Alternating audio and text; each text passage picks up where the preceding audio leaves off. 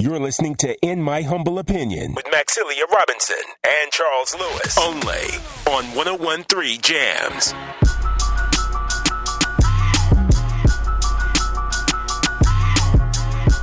We got some realness to talk about, as we always do. You know, sometimes we want to make you laugh. Sometimes we make you cry. Sometimes, sometimes. But, we want to edumatain, as I like to say. So, that Murder to Excellence track is off of that, Watch the Throne album. And, we played that for a reason. Because there's some headlines, very troubling.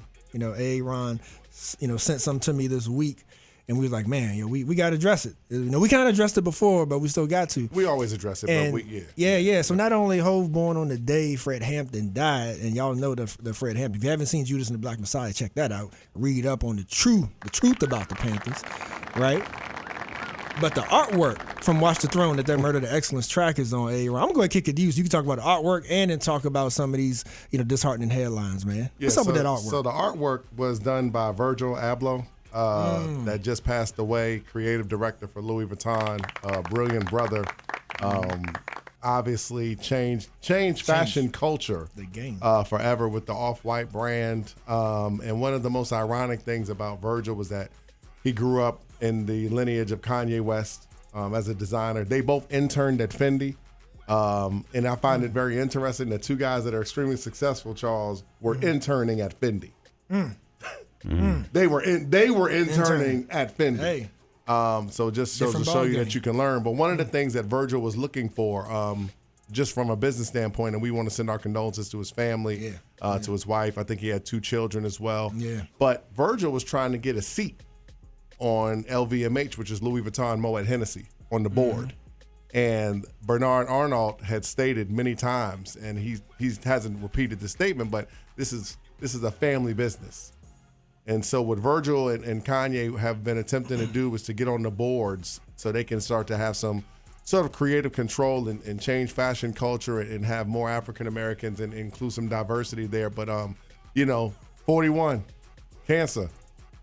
That's very, very young for a human being. That's extremely young for a human being. And men, my message is going to be, again, check your prostate, get tested, take care of yourself, drink more water, be healthy. Nice. Because we're talking about, Virgil had a more than above average life. And the wise man named Pusha T said, ask Steve Jobs, wealth can't buy your health. Yeah. Yep. So we need to take that in consideration. But also the second part of the reason why we played that song is that Hey, Aaron, real quick too. Kanye's Sunday service performed a gospel version of Adele's "Easy on Me" at the memorial. right. Absolutely. If y'all ain't heard it, look it up. Let me play a quick second of it. Sure.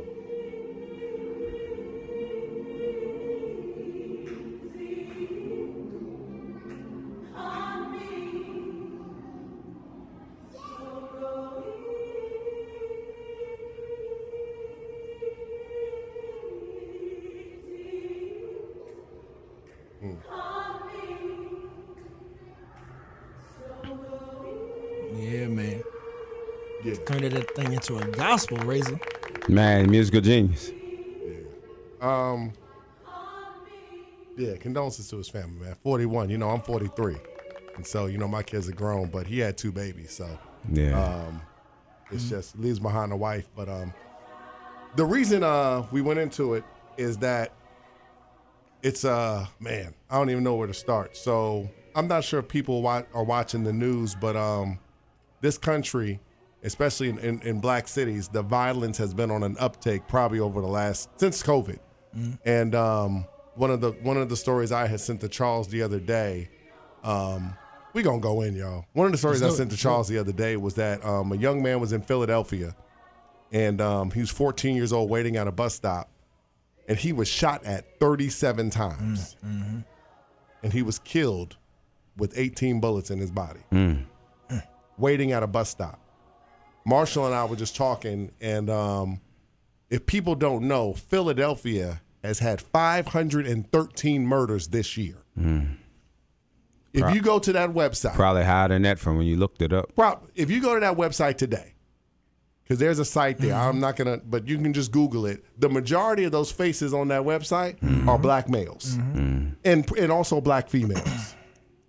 I just saw Joe Biden say on the Michigan school shooting, my heart goes out to those families. Because there was a Michigan school shooting the other day. Yeah. I haven't seen no politician. I ain't seen no Black Lives Matter representative. I ain't seen nobody say my heart goes out to those 513 people that got killed in Chicago. I mean, in Philadelphia. Not a peep. Not a peep, not a solid. Because for us as a country, and I'm talking about everybody, black death, specifically black male death, has just become normal. Yeah. This is what they're supposed to do. Has always been normal. It hasn't become normal. It's always been. And at this point, we are so desensitized. And Charles and I was talking about is that if y'all look around, you are going to start to see some. And I'm not going to go on too deep of a rabbit hole, but I want everybody to remember this. Kyle Rittenhouse just got acquitted for defending personal property. You got black males being shown on TV doing smash and grabs all over the country, robbing places.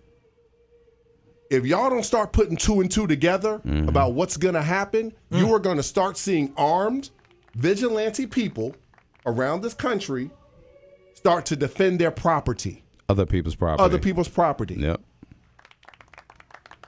We ain't going to see no parades or no marches when these people start getting killed. There's only so far we can go. And so I'm not going to get on a rant of we got to save our sons and our daughters. I'm not going to get on that.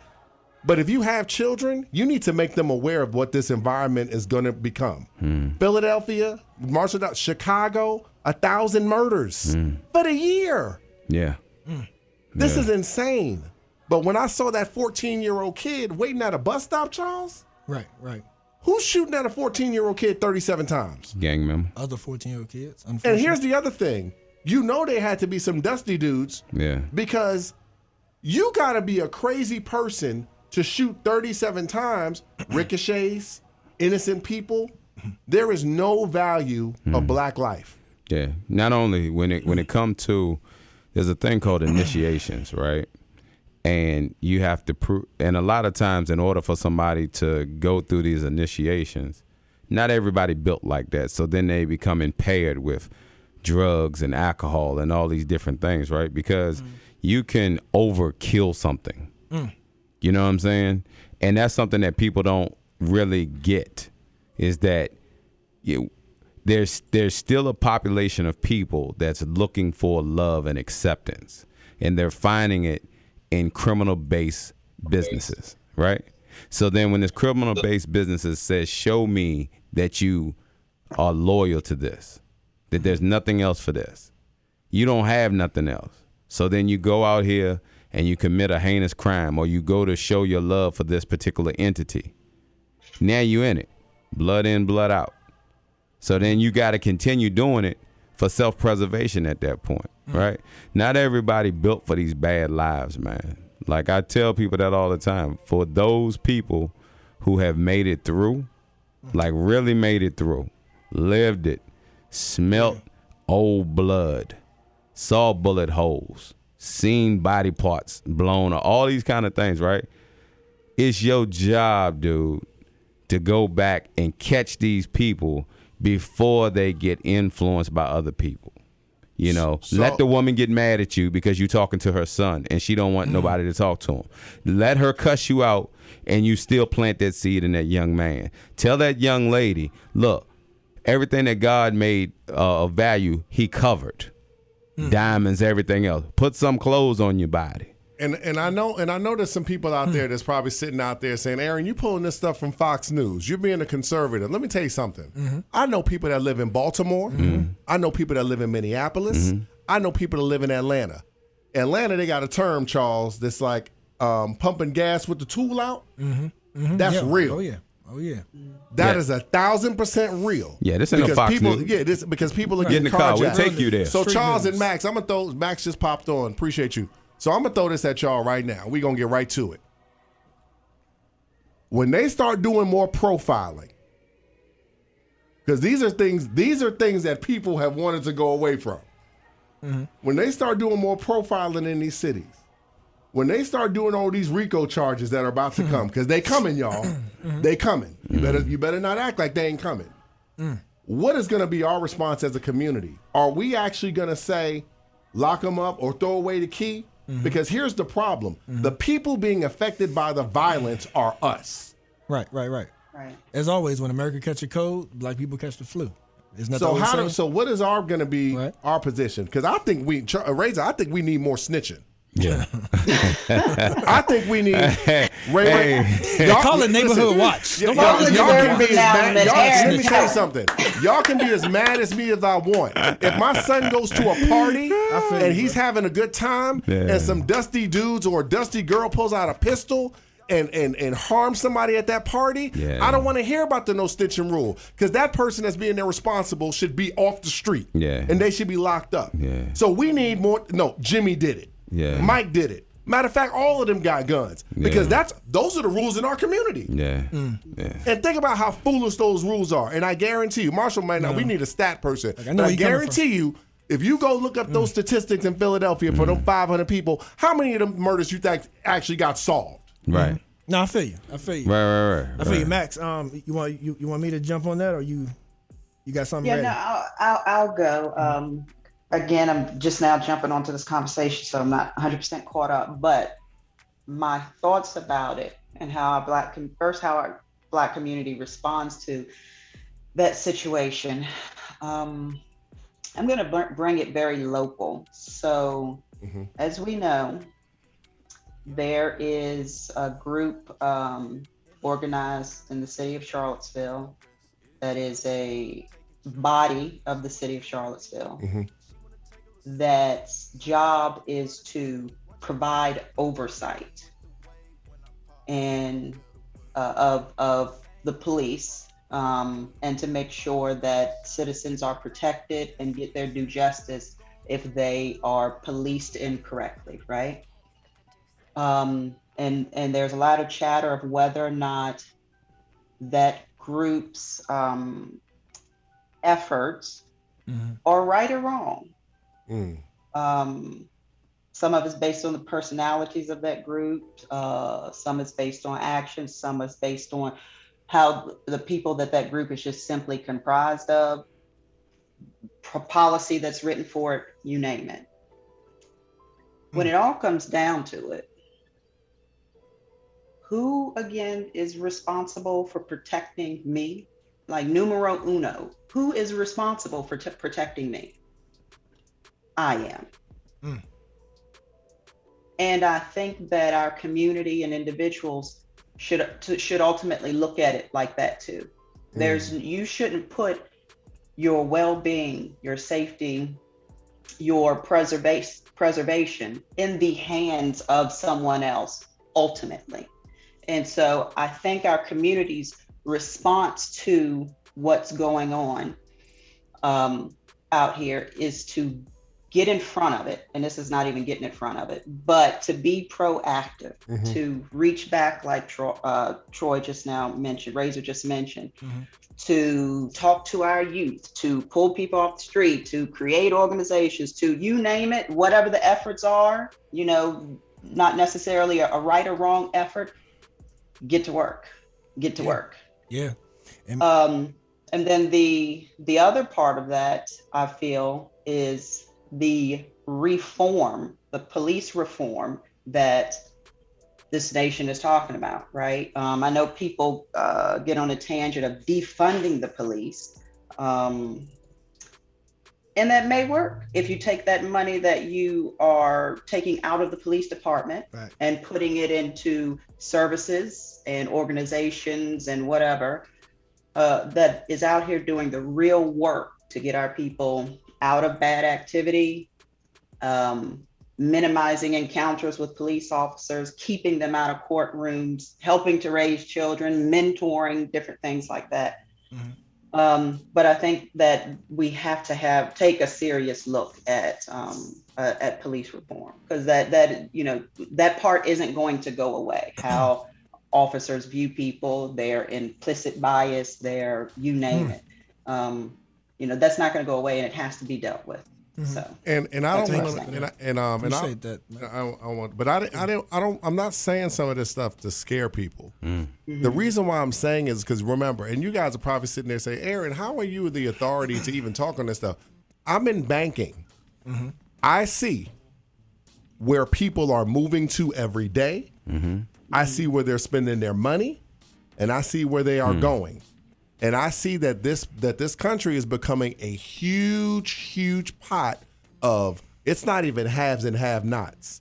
It's I got and you don't. And again, we've said this a million times. Max knows we have never seen a society to where you start to see the vast difference in incomes and wealth. We haven't seen it. And then if you think about when you did see it, you think about the 1920s. You think about the 1910s. You think about the level of violence that was going on there. You think about what the streets looked like. People, they get on me all the time. They say, Aaron, you're making it seem like this thing is going to sound like a Terminator movie. Some of y'all need to go to Atlanta and Baltimore and go see what it's looking like right now. Go to Brooklyn. Let me jump in here with you, Aaron. Right now. Let me jump in here, Richard. If we've seen it, but it's like being at the bottom of the mountain and being at the top. We saw it when all these businesses started moving over to other countries because it was cheaper, right? We're seeing it with all our stuff being in these ships out in the middle of the ocean that can't get our stuff. Automation as well. And we have where what we were going to talk about is Christmas and all that stuff coming in and people having a lack. You understand what I'm saying? So now you got people with an influx of money that got it from the government that can't do anything with it. Your money is not worth anything because you can't buy anything. They only got a few things.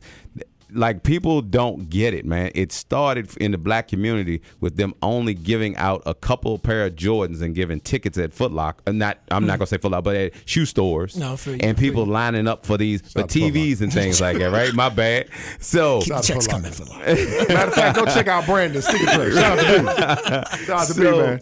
Yeah, shout out to little man. So we see it. People just don't see it. They do it in plain sight, right? Sight. When your money isn't worth anything, and now everything that you sold drugs for, robbed and stuff means nothing, now I have no value. And if I have no value, you have no value. All these boarded up stores that's in your neighborhoods, that's not just in the black communities, but all the malls going out of business. You know what I'm saying? It's poverty stricken. Like, everything that people are looking at is negative at this point. So what do? To shop, you sit in front of a computer and look to see if this dress fit. If it don't fit, you gambling. You know what I'm saying? You order something that you didn't get that you were supposed to get 6 months ago. Like, it's just the whole mindset is getting ready to get bad, and it's not just the haves and the have-nots or the I got and you don't, right? It's going to be American life. Because we're not used to dealing without. That's why something simple as wear a mask turned into an all-out battle for our people because we don't like being told what to do. If we don't like being told what to do, we don't like being told that we can't have. It's about to get bad, what you man. Got, y'all? You've been a little quiet, but no, I mean, I know the brain it's all is great thinking. information. Yeah, it is. I want everybody to, to chime in, and it's all good information. And as I was thinking, I was hearing little points here and there of what I was thinking. There's no need to repeat them, but it's spot on. Like, we have to be as outraged, and hold each other accountable, and as we are when the other man does it. Like, to me, that is a great starting point for a lot of us. And I think, because I've heard us talk about sort of the origins of it and the institutional piece of it. We know how poverty affects and things like that, right? And so the crux of it, Razor, to a point I heard you make, is we always play the blame game. And we do it to a fault. Yep, to our own demise. You know what I mean? It's like, oh man, white man, the man keeping me down. Like, but did you talk about how you appear? Like did you talk about your style of communication? Did you what could you have? And not even just you. What can we do? Right? I'm gonna make this thing personal. What can we do to better represent ourselves and stop blaming? Because here's the thing. That's why We on outrage, Aaron. That's why we say that it's okay to let our young men get killed and not hold other men accountable. Yeah. You know what I mean? That's why. Yeah. Because we always are passing the buck. Yeah. And why do we do that? It's ingrained in us from the beginning, of the founding of it's the founding of this country. It makes it easier. It takes the onus off of us, takes the responsibility off of us.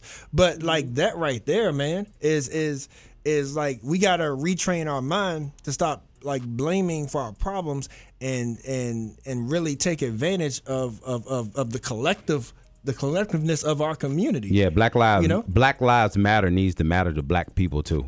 Right. And I know it does, but if we put the effort into helping that young man that's on the block, young women too, because violence is amongst women as well, which is very concerning. Absolutely. Absolutely. But my whole point though is that if we can collectively, and to me it's the answer, if we collectively put the effort and the fervence in to helping when we see a need of our young men and women, right? That same fervence that we put into when we signing all these move on and change.org petitions, and we all on social media running our mouths, and we in an uproar and we protesting and rioting and all that and marching. Think about if we put that energy in our own damn community. Yeah, but the problem with that, Charles, is that a lot of these people that's out here so vocal need mental health.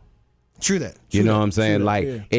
That's why a lot of our movements don't go anywhere, because they burn like a match. We be so passionate about it.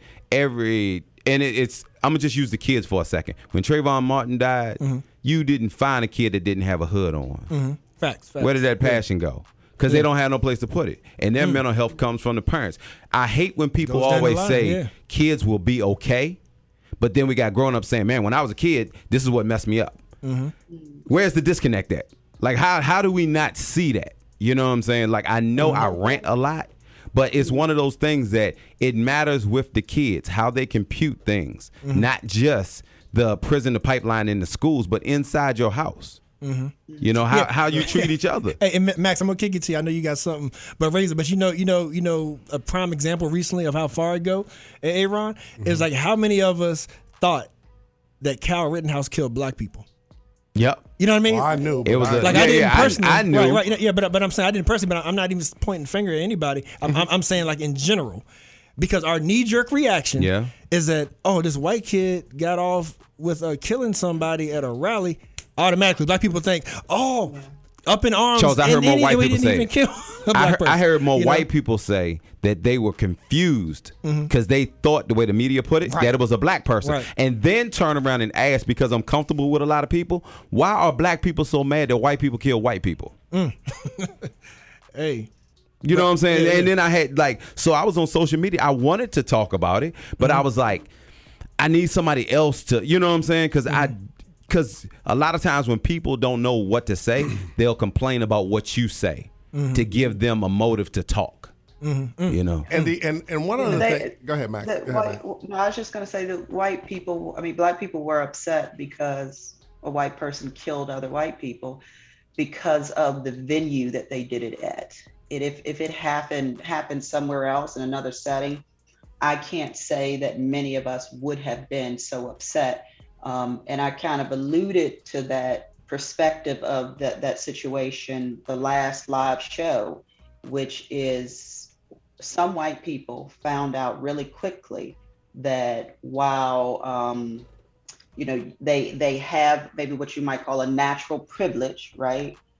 That privilege goes away when you are doing something to help or support or advocate for, what have you, something that is outside of that box, something that don't have that same, skin color, something that they just, the majority of that particular group dislikes. That's what the difference was right there. But I did want to say that I feel like a lot of the reason why people get up in arms about us, hold on, trying to go back a couple of thoughts, about black people not really holding other black people accountable when it comes to certain situations is I wonder sometimes whether or not it's a little bit of self-hate. It's definitely anti-blackness, absolutely. If it's pride, I wonder if, it's okay for me to be angry with people that don't look like me, but I don't know, it's the fear of maybe that person, I don't know, gaining some level or coming to some platform that the other person doesn't want them to. It's still that crabs in the barrel, and I'm higher than you. So if I help you, then, what does that do to my status? But all of those things that I just now mentioned are just things that go back to the beginning of time, go back biblically, go back to our time here in this country, two.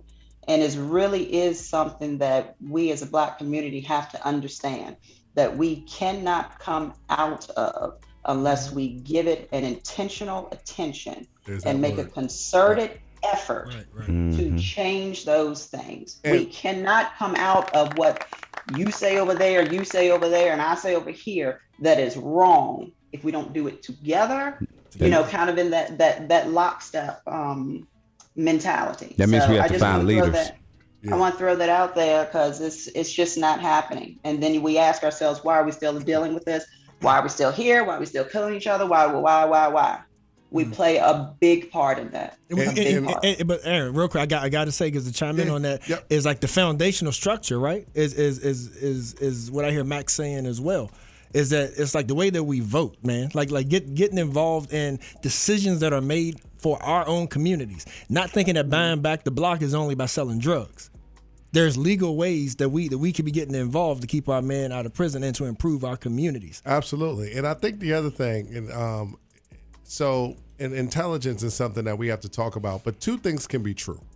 And this, I want everybody to listen to my voice when I say this. We have a responsibility to grab our teens and our young men and women that are in our homes 100,000%. That also doesn't mean that the systematic white supremacy didn't cause the problem. And so you need to look at two things. If somebody bangs a hole in your wall and your roof is leaking, right? That person runs away and they got away with it. That doesn't change the fact you got a hole in your wall and your roof is leaking. That's right. And you have to fix it. That's right. And sometimes we have to look at it like that. Yeah, you know what? He did do it. He did it. That's not my problem anymore. Because guess what? I've tried to bring him to trial. That ain't gonna work. We gotta fix this thing. And we don't think like that. We almost think like they have no intention. The whole country has been set up to make sure that everybody living here is anti-Black. I've said this. I said this 4 years ago. Nobody want to live near Black people.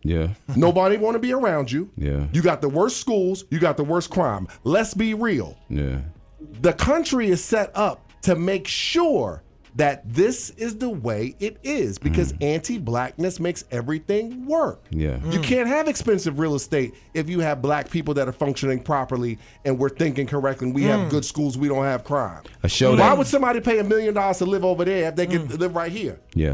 Why would they do that? So it's our responsibility. Guess what? This is where you are. We can't complain about it. Grab your kids. In your home, grab your uncles, grab your nieces, grab your nephews. This is what it is. The best thing that happens, Max, and I know we're all families, right? We all have children. If you got grown kids that are still calling you and talking to you, you better thank God. Because guess what? When we see these little young boys and these little young girls, who they calling? Who you calling? When I just watched a video in D.C. about 8 months ago, not sure if y'all remember that, where a 14-year-old and a 13-year-old girl killed an Uber driver because they were trying to carjack him. Young Black females. Who you calling before you do that? My son called me yesterday, had a bad game, says, Dad, how's my game? Praise God, that's what he's calling me about. Right. Man. Ooh, you see what I'm saying? If your daughter Max is talking to you about, I need $3 to go to cop, man, you better thank God that you still had that level of communication. Because these kids that are out here committing these crimes, and literally, I mean, think about it. You are risking 20 years to steal a Louis Vuitton bag. How low is your self-esteem and how low is your sense of worth if that's where you are? Well, let me say this. Let me say this real quick. You brought it. Yeah, Lord did he. let me say this though. We focusing on talking about the kids right now. You know, I'm with you 100%. Right. That's been my focus for a long time. when a kid reach out, try to help, because they don't have no choice in the matter. They don't know the world. But as I've been with this show with Max and Charles, and Aaron, you and I talking in the barbershop, I realized that the lost ones are the adults. The ones we're not intentional enough. No, wait a minute, let me finish. No, not that. I'm talking about the kids can't get behind and follow somebody that don't know where they're going. Right. How many people? Often we say you about to lead somebody off of a cliff. Absolutely. Right? How many people outside of our circle that we can literally look at and say that's a person that you should follow? You know what I'm saying? Like when you look at their life, not their representative. So now you got kids emulating music. Now, one of the bad problems is as the music went up, as the technology went up so people can produce music in their basement, in the closet, and then put it out there for everybody to hear, crime has went up because people are just grabbing the music and listening to it. Yep, and trying to emulate something that is not true for somebody, dude. Like I can see a kid walking around, I don't care if he got a pistol in his pocket. I'll look him in his face and I can tell if that joker ain't got no heart or not. Because I didn't look deaf in the face before. And when I look at it, and I've told kids in the barbershop, dog, you ain't that. Yeah. A good smack will take all your piss all over this floor. You know what I'm saying? So stop acting like you gonna kill something. When you talked about that whole mentorship thing, and us complaining about the future generation, but we're the ones raising that future generation. So therein lies the problem. Yeah. It made me think about a question that I had asked Shad Gilliam at our last live show. Yep, absolutely. And I asked him about what is it that he felt like our young Black youth, I think we were talking about Black men in particular, needed. And he said they need role models, they need mentors, they need people to talk to them. And so then follow-up question was, does that exist? And he said yes. So then the question is, why isn't it happening? If there are people out there that can help our youth, I mean, are there really? I mean, it's safe to say that there's somebody. Right. But I think that there's oftentimes that's more problematic than not, as far as someone who can truly reach our youth and help pull them out of the place that they're in. Name 10 Black leaders in our area. Yeah, I wouldn't even say 10 Black leaders. I just think I'm just saying, I'm just trying to show you. We got you got 50,000 people here. Yeah. Name 10 Black leaders. All right, I mean, Reza, Charles, Aaron. I mean, men that are leaders of your household. And I'll name 20 people for each one of us that say, man, he might be a leader, but he ain't my leader. Right. So check it out though. So to that point, Razor, that and Max and everything you just said, which was great. It's like, here's the thing. It's like that's where we get back to the intentional piece that we were talking about, and the collective piece, because it's like you could have a mentoring group, right? And like the odds are the odds. The ratio is the ratio. You could take a group of kids, right? And you're giving them the same services, the same outlets, showing them the same experiences of what's possible. You can give scholarships, all that stuff. Like, to Max, to your point, like, we're helping some. You're going to help some. But fact of the matter is, there's some where the issue may be so deep, so ingrained, to where when they go back home, it's just that bad. So, so to think, because I can tell you success stories, but to think it's going to be 100%, it's not. It's quite unrealistic. So I don't want us to think that. And to me, that feeds into the leadership part, Razor. To me, it's like we're past the part, because that's kind of passing the buck to me, to be honest with you, of saying, I got to wait for you to make a move and tell me what to do. Gotcha. We know what to do. We all should be leaders. That's the way I look at it. I think it's a necessary evil sometimes. You need the bad apples so you can find the good ones. Right, that's their purpose in God. Yeah, like you need that. Like I know people don't like hearing stuff like that, but you need, like I said before, you need the George Floyds, you need the Trayvon Martin, you need the Emmett Tills in order to bring on change. Right? Yeah, absolutely. But people, we in our society, we don't want that, man. We want the goal without the consequence. Right. Now I feel you. And I only can blame the music, but so much, y'all. Like anything. Oh, it's not. Yeah, because you have to be responsible. Yeah, because here's the thing. Like, it's really about that institutional and that ingrained trauma. The environment. Yeah, the environments that we have to be real, collective, and intentional about fixing. Like, getting to the root. We medicate too much because, like, I can tell you that I listen to some of the worst music. I looked at a bunch of things that I knew I had no business looking at as a child. But I still had that foundation of not wanting to disappoint my mama. So you telling me, hold on, Aaron, I got to look him in the eyes when he say this. I got you. Music is the most powerful entity on earth. It's the only thing that left out of heaven that God chases. So he shows up in music, right? So you telling me, I don't even want you to answer this. I just want you to hear me for a second.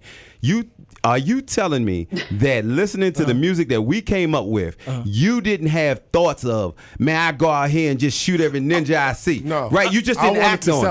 I wanted to sell 100. I wanted to lose 92 bricks and make them all back. That's still murder. That's still murder. Come on now. Y'all talking to me? That's still murder. To you. I'm telling you, I lost 92 bricks and I wanted to fell back, but I never went out and did it. Right. So I'm not justifying But it. if you commit it in your heart, in your mind, you already did it. The rest is just an action. I feel you. You got him. Like I feel both. Come get him. That's what I want. Yeah, so I feel. But there's a lot of kids that wanted to and did. Right. So I feel both of y'all. But the point I'm making is, because you're right, energy is energy. Yeah. Like negative is negative. Yeah. Totally get it. But the point I'm making is that it's still a choice. And I'm saying the good. True. I'm saying the good can outweigh the bad. So all that. I'm saying is, like, you can listen to Gangsta, hit 'em up all day. Yeah. But if you go into a good situation, you ain't doing that. Like, think about it. White kids consume, and Marshall, correct me if I'm wrong. I'm pointing at you. Shout out to Marshall. Marshall, you gonna ask Marshall. Marshall from Chicago. You gonna ask Marshall. We already talked about it. Check it out, though. We got to hit a break. But white kids consume gangster rap before black kids did at a rate absorbent. Most of those white kids didn't join gangs and go shoot up the streets. It was entertainment because they were in a better environment. I got you, but I got to disagree with that. And please, FCC, don't. Who chopping up animals? Who setting stuff on fire? Who massacre? I don't want to go here because we on the air. But just because you don't get chastised by the same way I didn't go to prison, don't mean that you ain't wrong. That's what I was saying earlier, is that these communities, everybody has. Listen, white families have issues. Black families have issues. All these communities have issues. We just have to address the ones that are in your backyard. And sometimes we like to look at other people's backyards before we look at ours. Yeah. And the last thing before we go to break is that I wanted to bring that segment up because no one is going to talk about IMHO being irresponsible. That's right. And the fact that we don't talk about black issues that are going on. So shout out to us for doing a good job. You're listening to In My Humble Opinion with Maxilia Robinson and Charles Lewis, only on 101.3 Jams.